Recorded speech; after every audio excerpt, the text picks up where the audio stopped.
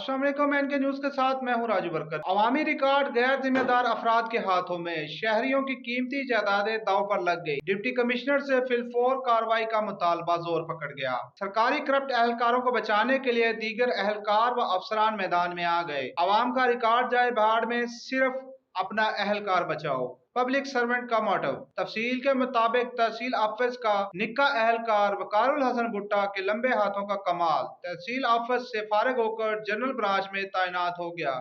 तहसील office में शहरियों की जायदादों का सरकारी रिकॉर्ड गायब, इसमें टैंपरिंग करवाता रहा। शिकायत पर इंक्वायरी कमेटी बनाई गई जिसकी सरबराह जनरल असिस्टेंट रेवेन्यू इरम शहजादी थी। इरम शहजादी ने इंक्वायरी मुकम्मल करने के बाद रिकॉर्ड चोरी और टैंपरिंग साबित होने पर क्लर्क वकारुल हसन भुट्टा की सिर्फ मजम्मत की और कहा कि इनकी 3 इंक्रीमेंट रोक ली गई हैं। इन 3 इंक्रीमेंट की कुल मालियत 750 रुपए बनती है। ऐसी इंक्वायरी और फैसले पर अवामी व समाजी हलकों ने शदीद एहतजाज करते हुए कहा है कि करप्ट राशि रिकॉर्ड में हेर फेर करने वाले निक्के एहलकार को नौकरी से निकाला जाए। इसके खिलाफ मुकदमा दर्ज करके रिकॉर्ड और टैंपरिंग शुदा रिकॉर्ड वागुजार करवाए जाएं।